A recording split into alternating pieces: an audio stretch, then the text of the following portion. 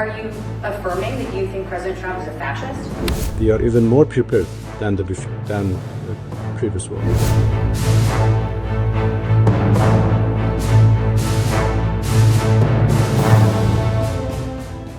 दोस्तों, कहते हैं कि हालात पलटते देर नहीं लगती है, और यही बात अमेरिका और इजराइल के संदर्भ में अब कही जा रही है। ताजा नए न्यूयॉर्क सिटी के मेयर चुने गए ज़ोहरान ममदानी, वो ज़ोहरान ममदानी जिनके खिलाफ डोनाल्ड ट्रंप जहर उगलते थकते नहीं थे, अब वही डोनाल्ड ट्रंप ममदानी के सामने गिड़गिड़ा रहा है। वही डोनाल्ड ट्रंप अपने मुंह से खुद कह रहा है, अरे कोई बात नहीं, कह दो फांसीवादी। और ममदानी ने मुंह पर फांसीवादी कहा। ना सिर्फ ये कह दिया कि इजराइल गजा में जेनोसाइड कर रहा है और इसके लिए अमेरिका फंड कर रहा है, बगल में डोनाल्ड ट्रंप के बगल में खड़े होकर के ये बात ज़ोहरान ममदानी ने कर दी। आज इस वीडियो में मैं ये पूरा वार्तालाप, पूरी मुलाकात जो है आपको सिलसिलेवार तरीके से बताने जा रहा हूं।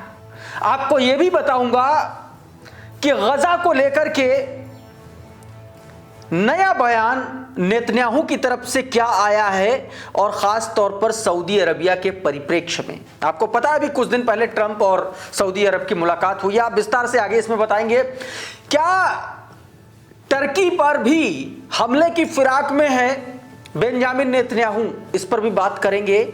और आखिर यह क्यों कहा जा रहा है कि गजा में एक बार फिर से सीज फायर तोड़ने की कगार पर आ गया, टूटने की कगार पर आ गया। हमास और पीएलपीएफ, इन दोनों संगठनों ने सीधे तौर पर कह दिया है कि कभी भी जनाक्रोश फूट सकता है। बहुत सारी इसके अलावा भी खबरें हैं, उन पर भी बातचीत करेंगे, लेकिन सबसे पहले मैं एक खबर आपको बता देना चाहता हूं। खुलेआम ज़ोहरान ममदानी ने नेतन्याहू की अरेस्टिंग की बात कह डाली। जरा ये ट्वीट देखिए, उसके बाद वीडियोस भी दिखाऊंगा। ये ट्वीट देखिए, क्या बताया गया, सरेआम बताया गया कि ज़ोहरान ममदानी ने गजा में किए गए नरसंहार को लेकर के बेंजामिन नेतन्याहू को खुली चुनौती दे दी। अमेरिका में डोनाल्ड ट्रंप के बगल में खड़े होकर के नेतन्याहू की खुली चुनौती दे देना कोई छोटा मोटा काम नहीं है। कहा कि न्यूयॉर्क के नए मेयर ज़ोहरान ममदानी ने गुस्से में बयान देकर अमेरिकी अंतर्राष्ट्रीय राजनीति में हलचल मचा दी। ज़ोहरान ममदानी ने कहा कि अगर इजराइल के प्रधानमंत्री बेंजामिन नेतन्याहू न्यूयॉर्क में कदम भी रखते हैं तो मानवाधिकार उल्लंघन और युद्ध अपराधों के आरोपों के चलते उन्हें गिरफ्तार कर लेंगे। ममदानी के इस बयान पर विश्व भर में चर्चा तेज हो गई और इसे इजराइल अमेरिका रिश्तों पर नया मोड़ माना जा रहा, और नया मोड़ इसलिए भी माना जा रहा है क्योंकि खुलेआम यह भी कह दिया ममदानी ने कि अमेरिका जो है वो, डोनाल्ड ट्रंप जो है वो गजा में जेनोसाइड के लिए इजराइल को फंडिंग करता है। क्या कहा है ये आप सुन लीजिए। ओवल में, व्हाइट हाउस के भीतर ओवल ऑफिस में पत्रकारों के बीच डोनाल्ड ट्रंप के बगल में खड़े होकर के ज़ोहरान ममदानी ने ये कर्कश बयान देने की हिम्मत जुटाई है। देखिए जरा। Mr. Mamdani, you've accused the U.S. government of committing genocide in Gaza while President Trump was working on peace. Why that? I've spoken about the Israeli government committing genocide, and I've spoken about our government funding it. And I shared with the president in our meeting about the concern that many New Yorkers have of wanting their tax dollars to go towards the benefit of New Yorkers and their ability to afford basic dignity. इसी बयान को क्या कह रहे हैं, इस बयान में क्या कह रहे हैं, इलियास लिखते हैं कि डोनाल्ड ट्रंप के सामने ज़ोहरान ममदानी ने साफ कहा कि इजराइल नरसंहार कर रहा है और अमेरिका सरकार उसकी फंडिंग कर रही है, जबकि न्यूयॉर्क की जनता चाहती है कि उनके टैक्स का पैसा उन पर खर्च हो, न कि इजराइल पर। ममदानी, आपको पता है कि वो भारतीय मूल के हैं।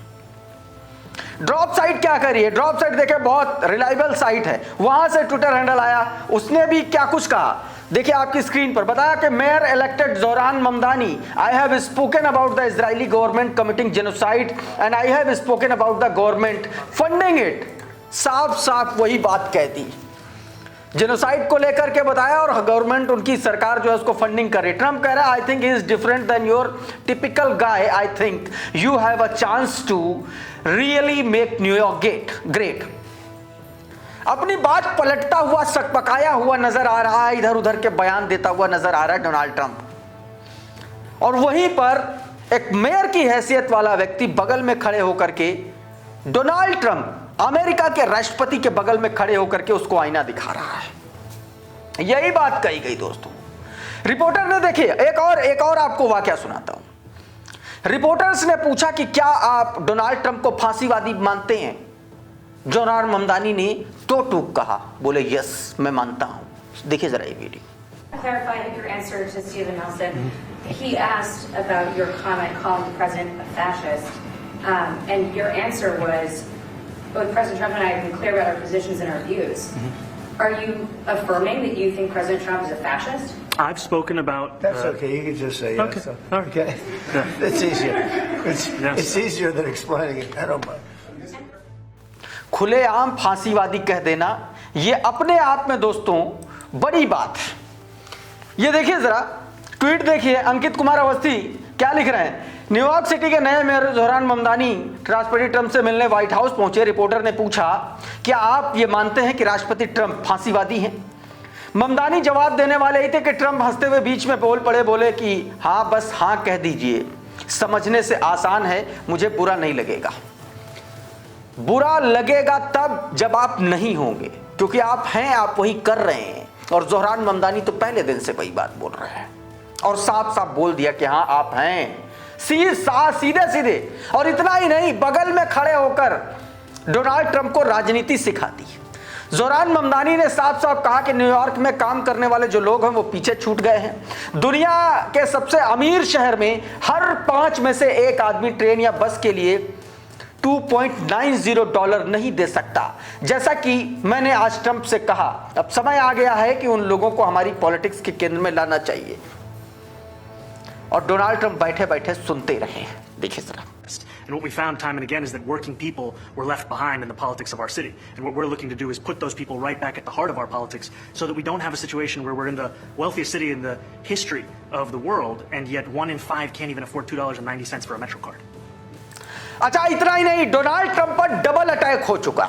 जोहरान ममदानी ने एक तरीके से मुंह पर बेइज्जती की। उधर से जो यूक्रेन और रशिया के बीच में पीस डील कराने की तैयारी डोनाल्ड ट्रंप कर रहा था, उसको भी मानने से यूक्रेन ने मना कर दिया।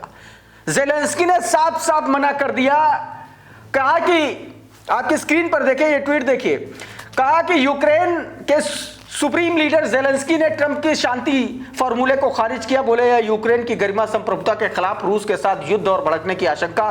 ट्रंप ने 27 नवंबर को का टाइम दिया था, ज़ेलेंस्की ने फॉर्मूला मानने से मना कर दिया। इस बीच गजा में क्या हो रहा वो भी मैं आपको दिखाना चाहता हूं। ये एसोसिएटेड प्रेस का ड्रोन शॉट है, आप इसको देखिए क्रेडिट के साथ में। 10 सेकंड का ये विजुअल देखिए। ये आप देख सकते हैं कि किस तरीके से गजा में नरसंहार, किस तरीके से बर्बादी और तबाही के मुहाने पर ला करके पूरे के पूरे शहर को खड़ा कर दिया है। ये इन तस्वीरों से आप साफ तौर पर देख सकते हैं, ये सदन गजा का इलाका है दोस्तों। इस बीच बेंजामिन नेतन्याहू ने एक बात और साफ कर दी। क्रडल का ये ट्वीट देखिए। क्रडल को के ट्वीट में ये बताया गया, बेंजामिन नेतन्याहू ने जो बयान दिया उसमें उसने कहा है कि किसी भी कीमत पर वो फलस्तीन को अलग स्टेट के तौर पर मान्यता नहीं देगा, फिर चाहे उसकी जो सऊदी अरब के साथ नॉर्मलाइजेशन की जो पॉलिसी है वो चले या रुक जाए, बातचीत हो या नहीं हो, उससे फर्क नहीं पड़ता, लेकिन वो फलस्तीन को अलग स्टेट का दर्जा नहीं देगा। इसी ट्वीट में देखिए आगे क्या कहा है। सीरिया को लेकर के भी बोला, कहा on Syria he said a security arrangement with the Damascus is preferable but instead Israel will maintain its border posture and protect allied group. देखिए साफ साफ इसमें यह कहा गया, 2-4 चीजें मैं आपको बता देता हूं। इसमें जो बातें इस व्यक्ति ने कही हैं सीरिया को लेकर का, कहा कि दमिश्क के साथ कोई भी सुरक्षा बेहतर होगी, लेकिन इजराइल अपनी सीमाई तैनाती जारी रखेगा और अपने सहयोगी समूहों की रक्षा करेगा, समझौता हो या नहीं हो। अगले देखिए बयान में क्या कहा टर्की को लेकर के। टर्की को लेकर के इसने कहा कि टर्की को चेतावनी दी कि कहा कि तुर्की के साथ तनाव जो है बढ़ सकता है। इसके मुताबिक कि गजा के दौरान अंकारा के रुख ने संबंधों को बदल दिया है। उन्होंने यह भी कहा कि इजराइल ने तुर्की को दक्षिण और मध्य सीरिया के कुछ क्षेत्रों में प्रवेश करने से रोका है और आईडीएफ अब तुर्की की भविष्य की क्षमताओं के अनुसार अपनी योजनाएं बनाएगा। यानी कि टर्की पर भी एक बड़ा हमला करने की तैयारी में बैठा हुआ है। लेकिन इस बीच गजा में स्थितियां बदल रही हैं। ये देखिए जरा PLPF का ट्वीट देखिए, इसमें साफ साफ कहा गया है कि अभी जो गजा की स्थितियां हैं, चेतावनी दी गई है इसकी तरफ से, जिसमें यह कहा गया है कि वेस्ट बैंक में बड़ा विस्फोट यानी कि जन विद्रोह बहुत करीब है। क्यों? क्योंकि 2 लोग मारे गए, एक 12 साल की सामी माइसिक की हत्या हुई और इसके अलावा एक और हत्या हुई, और उसके बाद लोगों में आक्रोश है। PLPF का आरोप, PFLP का आरोप यह भी है कि इजरायली सेना और उग्रवादी जो सेटलर्स हैं वो फांसीवादी और हिंसक नीति अपना रहे हैं, जिससे फलस्तीनियों का गुस्सा लावा की तरह फूटेगा। यह भी कहा कि फलस्तीनी अब चुप नहीं बैठेंगे और वेस्ट बैंक में लंबी लड़ाई के मैदान में बदल सकता है। यानी कि गजा का जो सीज फायर है किसी भी दिन किसी भी वक्त टूटने की कगार पर है, यह कहा जा रहा है। यह भी दावा किया गया कि इजराइल में जारी हिंसा से हालात शांत नहीं होंगे बल्कि और बड़ी टक्कर पैदा होगी। PLPF ने यह भी कहा कि दुनिया से उसने अपील की कि इजराइल को अलग थलग किया जाए और उसे सामान्य राज्य नहीं बल्कि आपराधिक गिरोह की तरह देखा जाए। बयान के मुताबिक यह भी है, लास्ट में कहा कि यह स्थिरता तभी आएगी जब कब्जा खत्म होगा, यानी कि इजराइल वहां से भागेगा तब। इस बीच हमास का भी बयान आया। क्रैडल की यह खबर देखिए, हमास के स्पोक पर्सन हाजिम कसम का यह बयान आपकी स्क्रीन पर जरा देखिए, मैं आपको इसका हिंदी तर्जुमा बताने की कोशिश करता हूं। इसमें साफ साफ कहा गया कि कब्जा करने वाले जो इजराइल है, ऑक्युपेशन जो है वो गजा पट्टी के पूर्वी हिस्से में यानी कि येलो लाइन से पीछे रिहायशी इलाकों में रिहायशी इमारतों पर बमबारी कर रहा है, लगातार वहां पर बर्बादी कर रहा है, विनाश कर रहा है, और यह गजा की बची हुई निर्माण और सभ्यता की निशानी को मिटाए जाने की सुनियोजित साजिश है, यह भी बताया। साथ में कहा कि यह आपराधिक कदम संघ विराम मतलब जो सीज फायर है उसके समझौते का खुला उल्लंघन है, और शर्म अल शेख समझौते के इन गंभीर उल्लंघनों को देखते हुए मध्यस्थकों की वास्तविक कार्रवाई की आवश्यकता है। कहा कि जो मध्यस्थ हैं अब इस पर सीधे तौर पर इंटरवीन करें ताकि ये जो कुछ भी वहां पर चल रहा है ये फौरन जो है शांत हो सके। दोस्तों, इस बीच ईरान ने एक बार फिर से अपनी ताकत, अपने मंसूबे, अपनी तैयारी, अपनी रणनीति जाहिर कर दी। ईरान ने धमकाते हुए कहा है कि जो हैसियत, जो ताकत हमारी 12 दिन के युद्ध के दौरान थी, अब हम उससे कहीं आगे बढ़ चुके हैं। अब्बास अराक्ची, ईरान के जो फॉरेन मिनिस्टर, विदेश मंत्री हैं, उन्होंने एक टेलीग्राम चैनल को इंटरव्यू देते हुए, माफ कीजिएगा, द इकोनॉमिस्ट को इंटरव्यू देते हुए उन्होंने एक बयान दिया जिसमें उन्होंने कहा कि हम पिछली जंग से कहीं ज्यादा तैयार हैं। अब ईरान के पास, उन्होंने कहा कि अब हमारे पास पहले से ज्यादा क्षमता वाली, ज्यादा लंबी दूरी तक मार करने वाली और ज्यादा गुणवत्ता परक मिसाइलें, आर्म्स और एमुनिशंस हैं। यह भी कहा कि युद्ध को टालने के लिए सबसे अच्छा रास्ता है कि युद्ध के लिए हमेशा तैयार रहा जाए। जरा छोटा सा हिस्सा है, ये आप देख लीजिए। We are even more prepared than the previous war. Can you elaborate? In what way are you prepared? Our missiles are, in a better position, quantity-wise and quality-wise. We have learned many lessons during the 12-day war. तो ये बात दोस्तों Abbas Araghchi ने कही। इसी बात को the cradle ने भी अपनी वेबसाइट पर, अपने ट्विटर हैंडल पर छापा है। आपकी स्क्रीन पर देखिए क्या कुछ कहा है, मैं आपको हिंदी ट्रांसलेट करके आपको बताता हूं। इसमें बताया गया कि तेहरान किसी भी इजरायली हमले का जवाब देने के लिए पहले से कहीं अधिक बेहतर तैयार है। द इकोनॉमिस्ट के इंटरव्यू को दिए गए इंटरव्यू में अराक्ची ने कहा कि इस साल हुई 12 दिनों की लड़ाई के बाद ईरान की मिसाइल क्षमता, संख्या, गुणवत्ता और तैनाती तीनों में बड़ा सुधार आया है, जिससे ईरान की डिटरेंस क्षमता मजबूत हुई है। उसके अनुसार तैयारी ही अगला युद्ध रोकने की तरीका। रशिया पर भी बात की। रशिया पर उन्होंने कहा कि अराक्ची ने कहा कि युद्ध के दौरान मॉस्को से समर्थन हुआ है और इसके बाद ईरान और रूस के बीच में सहयोग बढ़ा है।